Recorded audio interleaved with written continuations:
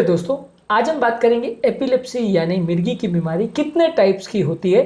अक्सर लोग एपिलेप्सी को एक पूरे शरीर की मूवमेंट वाली जो बीमारी है जिसमें पूरे शरीर में हाथ पांव में झटके आते हैं, दांत भीग जाते हैं, सिर्फ उसी के साथ एसोसिएट करते हैं। लेकिन ये और भी बहुत सारे तरीके की होती है। ये सारे तरीकों को समझना बहुत ज़्यादा ज़रूरी इसलिए क्योंकि हर तरीके की एपिलेप्सी की ट्रीटमेंट पैटर्न और उसके लिए जो इंपॉर्टेंट दवाइयाँ या ट्रीटमेंट स्ट्रैटेजीज उसमें काफ़ी फ़र्क होता है। यदि इस इंपॉर्टेंट डिफरेंस को हम नहीं समझेंगे तो पेशेंट को मैनेज करना बड़ा मुश्किल हो जाता है। इसलिए आज के टॉपिक में कितने तरह की एपिलेप्सी या मिर्गी होती है उस पर बात करेंगे। टॉपिक पर जाने से पहले जो लोग हमारे चैनल पर नए हैं उन्हें रिक्वेस्ट करूँगा चैनल को सब्सक्राइब करें, वीडियोज़ को लाइक करें, शेयर करें, फॉलो करें, कमेंट करें, पूरा देखें। टॉपिक बहुत ही इंपॉर्टेंट है इसलिए इसे एंड तक देखिएगा। चलिए शुरू करते हैं इंपॉर्टेंट वीडियो।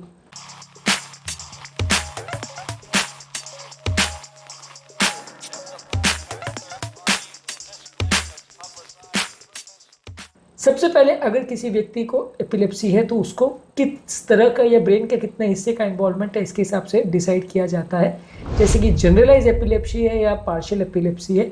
जनरलाइज एपिलेप्सी 3 तरह की होती है। इसमें जनरलाइज टॉनिक क्लॉनिक सीजर्स जो सबसे कॉमन टाइप का सीजर होता है जिसको ग्रैंड माल सीजर बोलते हैं, जिसमें हाथ पाँव पूरी तरह से अकड़ जाते हैं और कंटिन्यूस हाथ पाँव से झटके आते हैं। थोड़ी देर तक ये चलता है।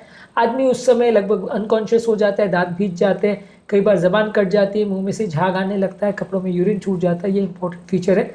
एपिलेप्सी के जो कॉमन फीचर्स है जिस पर हमने अलग वीडियो किया है वो ज़्यादातर फीचर इसमें देखने को मिलते हैं। तो कॉमन व्यक्ति एपिलेप्सी की बीमारी को इसी बीमारी के साथ एसोसिएट करता है। ये सबसे कॉमन प्रेजेंटेशन है जिसको देख के लोग मानते हैं कि इसको मिर्गी है।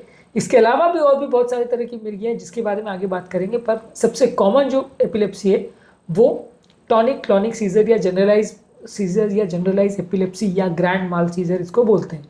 इसके अलावा अगला कॉमन टाइप इसी सब कैटेगरी में आता है एब्सेंस सीजर, जिसको पेटिट माल सीजर बोलते हैं, जिसमें व्यक्ति का सडन एब्सेंस हो जाता है, सडन उसको लैप्स ऑफ कॉन्शियसनेस हो जाता है, वो कुछ ध्यान नहीं दे पाएगा, उसकी कॉन्शियसनेस सडनली लैप्स हो जाएगी, उसको कुछ पता नहीं चलेगा, फिर थोड़ी देर बाद होश में आएगा। ये एब्सेंस सीजर होता है। थोड़ी देर के लिए वो एब्सेंट माइंडेड हो जाता है, फिर नॉर्मल हो जाता है। एब्सेंट माइंडेड होना मतलब सोच नहीं पाना, ये थोड़ी देर का उसकी बात नहीं हो रही, पर यहाँ पे प्रॉपर एपिलेप्सी की बात हो रही है। यहाँ पे व्यक्ति बिल्कुल ब्लैंक हो जाता है, फिर उसके कुछ सेकंड्स के बाद होश में आता है। ये काफ़ी कॉमन है, हालांकि अंडर डायग्नोज होता है, इसलिए इसमें कोई टॉनिक क्लॉनिक मूवमेंट से हाथ के झटके आएंगे, झाग आएगा, वैसा कुछ नहीं होता। सिर्फ कुछ देर के लिए आदमी का दिमाग ब्लैंक हो जाता है। इसके अलावा एक होता है मायोक्लॉनिक जर्क, जिसमें सडन ब्रीफ मसल के जर्क्स होते हैं। इसमें मायोक्लॉनिक जर्क्स इनको बोलते हैं। तो ये भी एक तरह का एपिलेप्सी है। इसके अलावा कुछ होते हैं फोकल एपिलेप्सी, जिसमें ब्रेन का एक पर्टिकुलर हिस्सा इन्वॉल्व होता है। इसके भी 3 टाइप्स होते हैं। इसमें होता है सिंपल पार्शियल सीजर, जिसमें ब्रेन का कोई पर्टिकुलर हिस्सा इन्वॉल्व होगा, जहाँ पे व्यक्ति बेहोश तो नहीं होगा लेकिन अबनॉर्मल मूवमेंट या सेंसेशन एक पर्टिकुलर एरिया में होगा।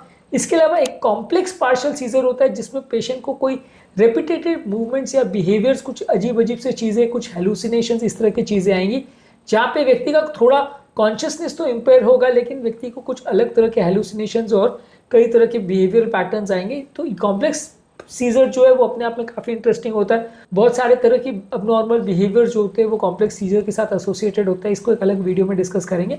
पर यह भी एक पार्शियल सीजर होता है जहाँ पे एक पर्टिकुलर लॉस ऑफ कॉन्शियसनेस के अलावा कोई पर्टिकुलर तरह की रिपीटेटिव एक्टिविटी पेशेंट करेगा जो कि अननेचुरल होगा।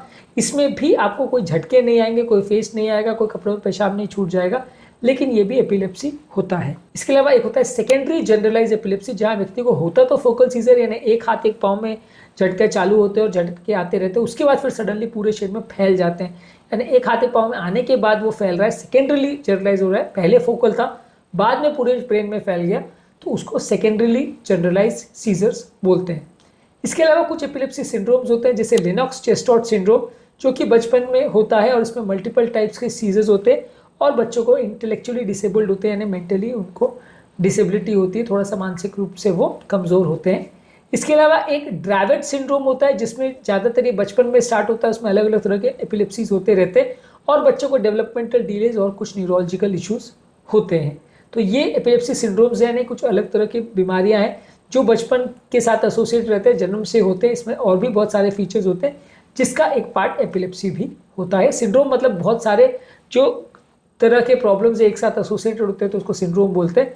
इसमें कई प्रॉब्लम के साथ एपिलेप्सी भी होता है, जैसे लेनॉक्स चेस्टॉट और ड्राइवेट सिंड्रोम। तो इसमें कई और प्रॉब्लम्स के साथ जैसे मेंटल रिटार्डेशन के साथ एपिलेप्सी भी होता है।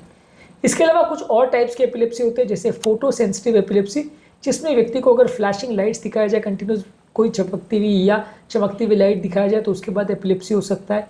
एक होता है रिफ्लेक्स स्टिमुलस एपिलेप्सी या रिफ्लेक्स एपिलेप्सी, जिसमें कोई पर्टिकुलर साउंड या कोई पर्टिकुलर टच के बाद व्यक्ति को एपिलेप्सी होती है, यानी कोई स्पेसिफिक चीज से ट्रिगर होती है और उसके बाद एपिलेप्सी होती है। इसके अलावा एक होता है जुवेनाइल मायोक्लोनिक एपिलेप्सी, जिसमें मायोक्लोनिक जर्क्स होते हैं, ज़्यादातर सुबह उठने के बाद सबसे पहले होते हैं। ये यंग पेशेंट में ज़्यादा देखने को मिलता है। इसमें मायोक्लोनिक या एक पर्टिकुलर हार्ट में जोर जोर से झटके आते हैं हाथ या पाँव में, तो उसको जुवेनाइल मायोक्लोनिक एपिलेप्सी बोलते हैं। ये भी अपने आप में एक सेपरेट बीमारी है।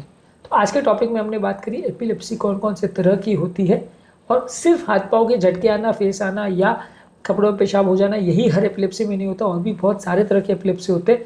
खासकर जो कॉम्प्लेक्स पार्शियल सीजर्स है और जो एब्सेंट सीजर्स है, ये अपने आप में बहुत इंपॉर्टेंट है। इनका अलग ट्रीटमेंट स्ट्रैटेजी होता है, तो इनको हम अलग वीडियोस में डिस्कस करेंगे। उम्मीद करूंगा कि आज के टॉपिक में कुछ नया जानने को मिला होगा।